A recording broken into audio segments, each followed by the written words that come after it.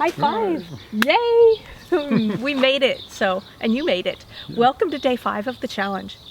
Yeah, so just to recap, on day 1 we explained what the top line is of the horse. Yeah. Day 2 we asked you to take some pictures of your horse and to look at your horse's skeletal structure as well as the muscle development, because they're closely related. And we asked you to run your hands over the muscles, because it's not just about quantity and about bulk, but it's also about the quality of the muscles. We want the muscles to be supple and soft and pliable, not hard like a board or like a rock.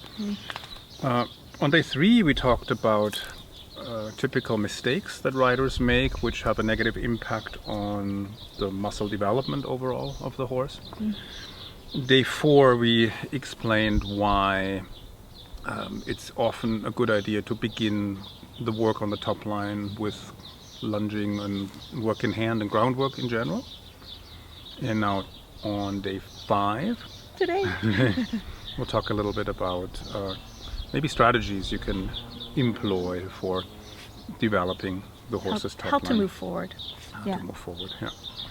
So I would always begin with unmounted work when you have a horse that's either very green or coming back from a layup. Maybe you have an injured horse, or if you have a horse with very difficult conformation, with like major conformational flaws that make it very difficult for the horse to use his back properly and to support himself with his hind legs, then it's a lot easier for the horse if he doesn't have to deal with the weight of the rider, if he just has to manage his own body weight and his own body mass.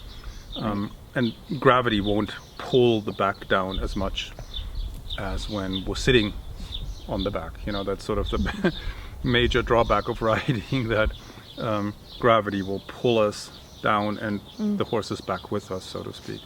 I mean, sitting on the horse has other advantages, but you know, there is always that one drawback.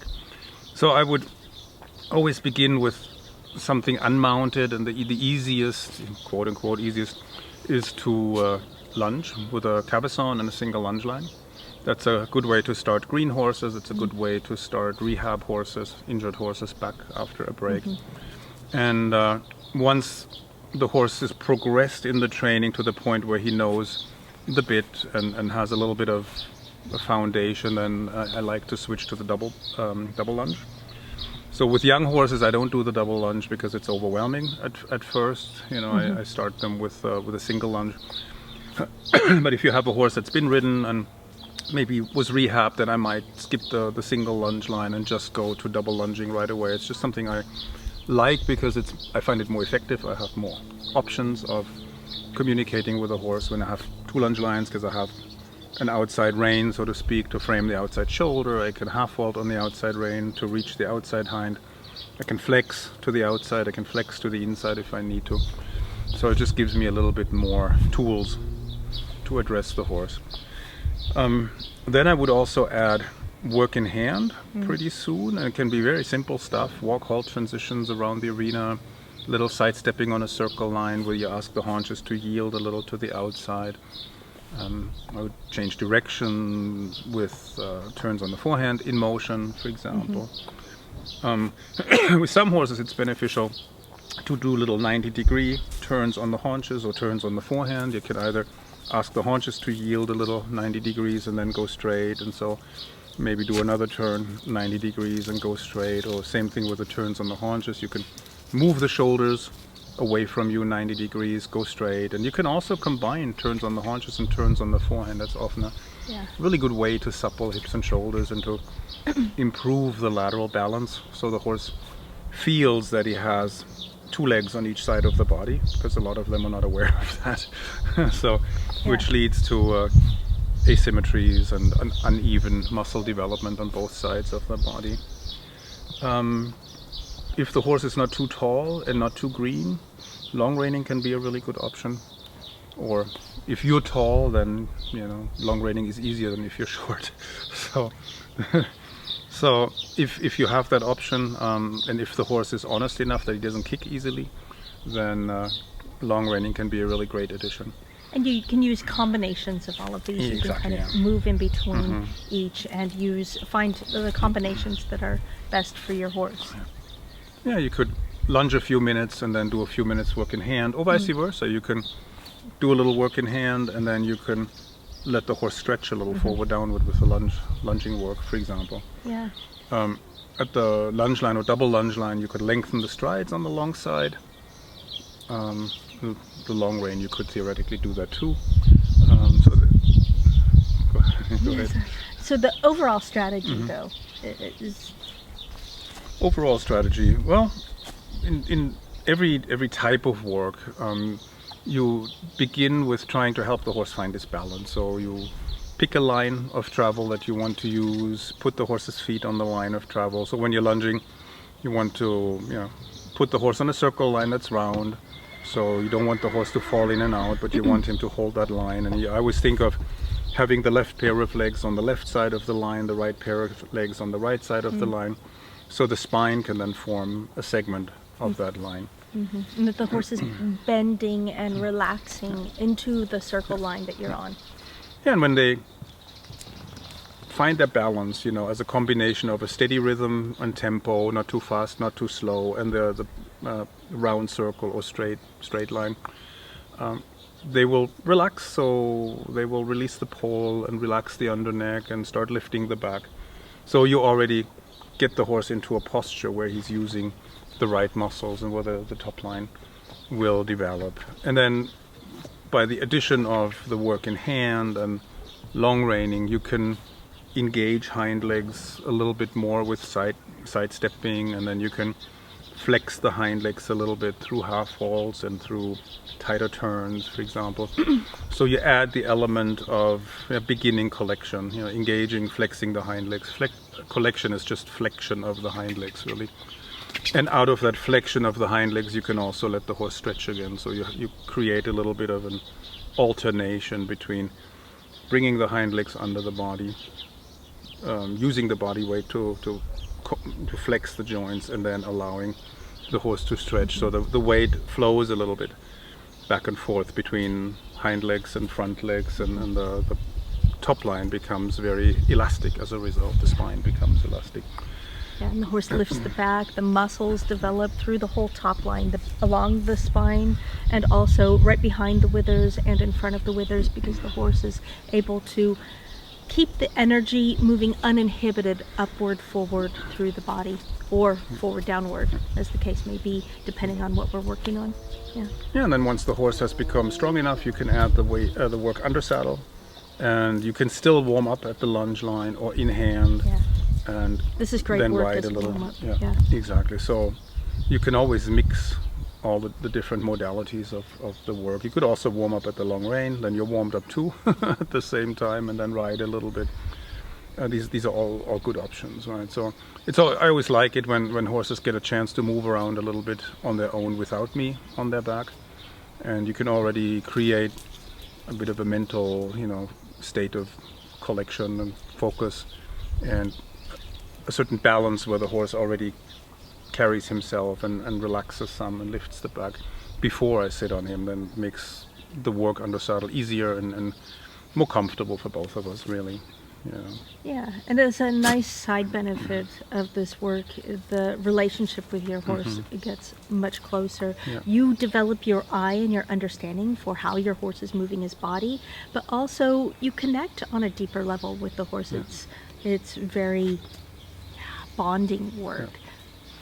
Yeah, definitely, especially the work in hand and the long reining creates usually a closer connection between the horse and the rider. Yes, I really like this work, especially when you're working with a new horse, because it really helps you establish that connection before you do any riding work with the horse. Yeah, that's a good point. When you're starting to work with a new horse, whether you're a trainer who gets a new horse in training or whether you're the owner of a new horse, it's good to form a relationship before you get on the horse's back. Yeah. Because then you get to know each other. You both get to feel each other out, how you think, how you react, and what to expect from each other. Then there are no bad surprises. Like if the horse was traumatized in the past, then there might be some unexpected sharp reactions, and that could be dangerous, right? So it's good if you figure this out before you get on the horse, and then when you have a good relationship where the horse has started to trust you, then he's much less likely to do something dangerous or to get defensive when he doesn't need to be. He'll trust you. He already trust has you a. more, yeah, You already have a exactly. relationship of trust Yeah. established. Respect too, but trust and respect go hand in hand. I mean, you already have this established. Then when you start doing the writing work, Yep. yeah. So this kind of give you an overall outline of how the work is done to help you to develop your horse with this sort of work. And it's even better when you can do it with our support and guidance and feedback every step of the way. Exactly. And we can do that with you in our Topline Makeover program. Yeah. So let's take a look at what's in the program. Yeah, let's do that. Okay, so when you register for the course, you will receive immediately an email with your login information. This is to get you here inside of the course platform, which I'm going to show you right now. So the course platform is the home base for all of the content in the course. The course is 14 modules long. We take 2 weeks for every module so that there's no rushing through. You have plenty of time to watch the videos, to implement it, to practice it with your horse, to get support and feedback before we move on to the next one. So Thomas, could you show us around the course platform a bit? Yeah, so here on the left side you have the table of contents, more or less. So there's a little bit of information about the instructors, that's Shannon and myself. Catherine McCrum, our Feldenkrais practitioner, who also explains and demonstrates the Feldenhorse bodywork method. Charlotte Zetterberg is another Feldenkrais practitioner and riding instructor from Sweden. She also teaches some lessons in the course. Then we have little information about the horses. Some of them. Some of them, yeah, we'll add some more. Then we have our 14 modules. Module 1 is about equipment, fitting the cavesson for lunging and using the whip when you lunge. More information on analyzing the top line, explanation of Feldenhorse and a Feldenhorse exercise, and then already an exercise with cavesson and lunge line, side stepping in hand.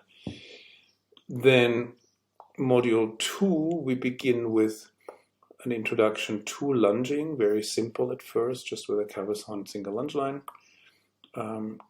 So we have a number of videos where we demonstrate the lunging technique. Let me see.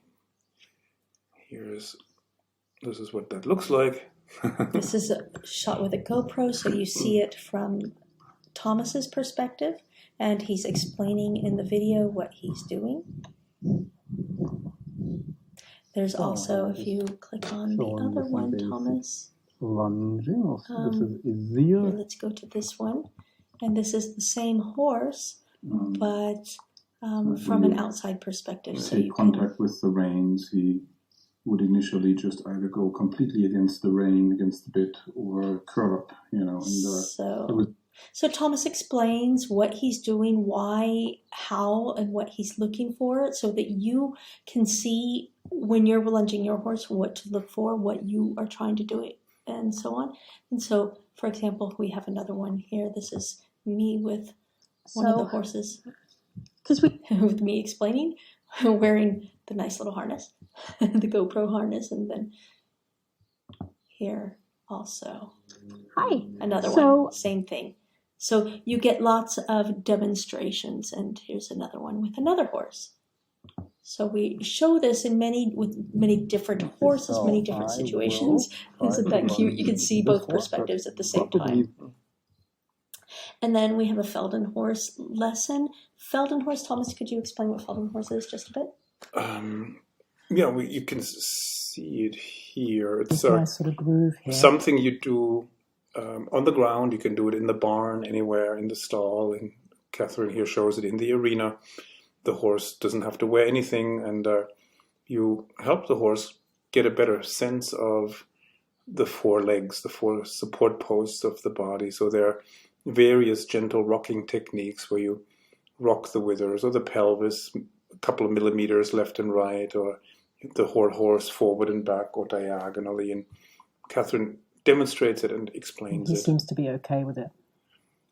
So it's very meditative and relaxing for the horse. And again, it's not my intention to make him be more balanced over each front leg or each back leg. I'm going, hey, do you like to move that way? Do you like to move any weight over your right front leg?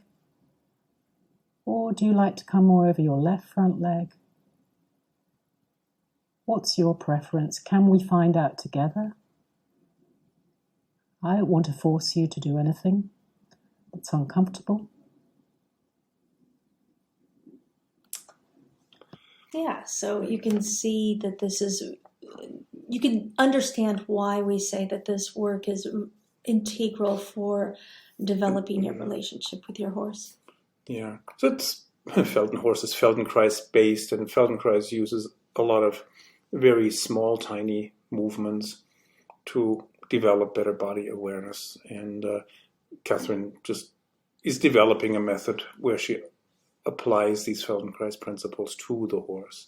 And it's amazing the effect it has on the horses. They enjoy it, and it's very relaxing. They tune into you, and horses that were traumatized or abused, they become a lot more trusting and relaxed around us humans.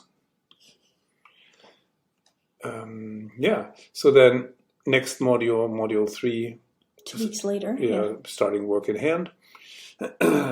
Theory, introduction to work in hand, basic how to work in hand, like how to hold the reins, how to use the whip, how to hold the whip, body position, transitions, we have some exercises, walk, halt, walk, trot, and so on, lengthening the stride. So it's really a getting started in work in hand module. And after that, we go back to lunging with transitions, walk, trot, walk, halt, trot, halt, walk, canter, trot, canter, and so on. Transitions. I'm just going to pop us out of good. there Good. and back into this one. Yeah. And then... lunging with transitions is after, I mentioned that, and then work in hand with sidestepping. So we kind of go back and forth a little because we like to combine work in hand and lunging fairly early on. Even with young horses, we like to incorporate a little bit of very basic work in hand together with the lunging. So we alternate a little bit. That's why we thought we would break it up like this so that you can combine the lunging and work in hand at the early stages of the work too, rather than doing all the lunging in one at one stretch and then all the work in hand in one stretch. So we go a little bit back and forth so you can incorporate both in your training. Then module 6 introduces double lunging, the different ways you can attach the lunge lines. We explain those advantages, disadvantages. We demonstrate that. There are some exercises, and we explain options of aids that you can give and how you can combine these aids into sequences. Module 7, work in hand on round lines, circles, voltas, spiral voltas. There's a lot you can do with round lines. Module 8, double lunging with transitions, and Feldenhorse exercise theory is in there. Then module 9, work in hand with squares. So you see that there are a lot of different options for the work in hand, a lot of different exercises you can do. Then module 10 and 11 are about long reining. In module 10, it's an introduction first of how you apply the aids, rein aids, whip aids, how you use your seat or your posture. And then module 11, we have a little bit more techniques and some more exercises. Let me see what we have here. Walk this way. There's a certain different options how you walk, where you position yourself next to the horse, behind the horse, and so on. Yeah, and then module 11, we explain how to do circles and volters and simple side-stepping exercises, turning away from the long side. Then after that, module 12, we explain flexions, lateral flexions that you can do on the ground. They can help to unlock a difficult pole if the pole is stiff and inflexible, maybe because of the conformation of the horse, or maybe also because of past training. Then you can use lateral flexions to mobilize the pole. And in module 13, putting the work to work. So we explain a little bit how you can combine and blend and mix different techniques. Double lunging with long reining, lunging with work in hand, and so on, because they can support each other and complement each other really well. And then module 14 is just the wrap-up. It's the end of the course. End of the course. So we also have Q&As every 2 weeks. And so here you can click on Q&A recordings and you can see the whole schedule. There's also a Google Calendar you can subscribe to that automatically puts all of these into your Google Calendar if you use Google.